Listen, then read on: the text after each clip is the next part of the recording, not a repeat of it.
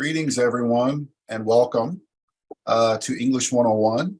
I am excited to start this semester with you, and that is really what the purpose of today is to begin getting to know one another and to get you thinking about writing, perhaps in a different way, and yourself as a writer in a different way. So in addition to introductions, I'd also like to raise some questions today that we likely won't answer, but will set the stage for what we do together for the rest of the semester. And the first question is an important one. And I'm not sure how many writing teachers start this way, but I'd like to. Why is this course worth your time? Why should you have to take this course, or why did someone recommend that you take this course? And now that you're in it, what should we hope to get out of it together? And I asked you to watch a couple short videos in addition to this one. One called Dr. Rita Sharon on Who Joins the Narrative Medicine Program, featuring Dr. Rita Sharon, who directs the narrative medicine program, among other things, at Columbia University in New York. And I also asked you to watch a video called Start With Why, How Great Leaders Inspire Action. Both of those speakers are talking about writing. They're talking about story and narrative from two different perspectives. One from the world of healthcare and medicine, the other from the world of leadership in team building and business. And I wanted to start there because I think it's important as you think about taking college courses, as you think about beginning a journey toward a college degree, what the value of that degree is, or could be. The brutal truth is that a college diploma, no matter where you get it, is a hunting permit. And what I mean by that is it's a license to go try to find something to eat. It's no guarantee that you have dinner that day. It gets you into the game. It has no bearing. The piece of paper, right? The piece of paper, the diploma itself is a license, but it says nothing about, on its own, it says very little, I should say, about what you're able to do, what you know, and what value you can add to the people around you, to the organizations that you find yourself a part of in the future, the businesses you start, the people you serve, the clients you work with in the future, all of those things. And so that is an important mindset shift that I want to suggest as we get started, because it will be at the core of a lot of what I'd like to do with you this semester. Sure, we're going to learn how to write, and you'll leave this semester with some skills and some techniques that are a lot simpler than you might think they are, that'll help you write more effectively and give you more confidence when you do. But I also want to take the opportunity with 16 weeks together to help you see perhaps how the lessons you're learning about how to put words together on the page might serve you beyond the page, might serve your life and work in ways that you might be surprised down the road. And so the place where your mind should be in this course, and really in every college course you take, is what is my action? What is my purpose in this? Is it just to finish? Is it just to get a grade? Of course not. I have to give you grades, and you care about them because we all have a transcript, and there's nothing wrong with that being important to you. It was to me as an undergrad. But what I've learned since then is that it's what's behind that piece of paper that really matters, right? That's your real job. And if you think about a couple things that both Dr. Sharon and Simon Sinek talked about in those videos.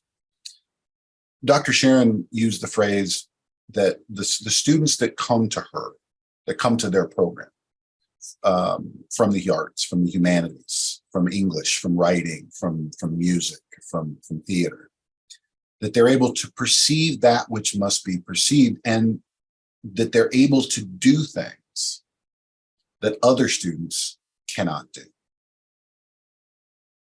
What are they perceiving that must be perceived? She didn't answer that question, but we'll try. And what are they able to do by virtue of their study of the arts and the humanities, writing and story? What are they able to do that the others can't? She didn't answer that question, but we're going to try. And Simon Sinek had a wonderful quote where he said, people don't buy what you do, they buy why you do it. They don't buy what you do, they buy why you do it. What does that mean? He talked about that to some degree, but I think he's talking about storytelling. And the further we go this semester, you're going to understand what that means. And I don't just mean being able to write a good fiction story or a good memoir. The story of your thinking, the story of your motivation, the story of your purpose. Why? When you start to write, even an academic paper, right? I'm not interested only in what you think. I need to know why you think it. I need you to share with me the story of your thinking. How did you come to believe and think what you believe and think? Because if you tell me that story, if you show me the things that made you think that, maybe I'll agree with you, right? Or maybe not, and then we can have a conversation. But that's what we're after, right? And so that's why, by the way, if you read the syllabus, that is partly why I included my bio on the first page. I wanted you to understand that I come to this not just as an academic, not just as a professor. I've been at Doane now for almost 20 years.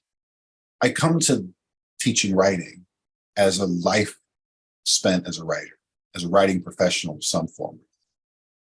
And what that's taught me is that there are a lot of things that work and there are a lot of things that don't, but a lot of people do them because they feel good.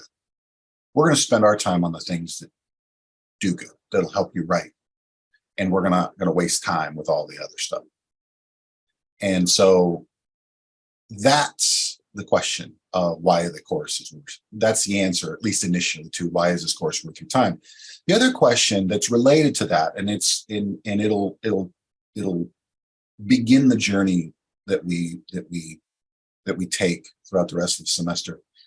And it might seem like too theoretical of a question. Why do stories matter beyond the page? Why do stories matter? This course will engage you in an exploration of that question. My goal this semester is to change the way you think about writing and yourself as a writer. In doing so, I hope to show you how the skills you develop in this course might serve your life and work, even if you never earn a dime for putting words together on a page. Maybe you have no interest in writing as a career, and that's okay. If you did, I might try to talk you out of it. Maybe you have never enjoyed writing. You wouldn't be alone. And you can't imagine anything or anyone ever changing that. That's fair. Maybe someone along the way made you feel like writing was a punishment, something other people do easily.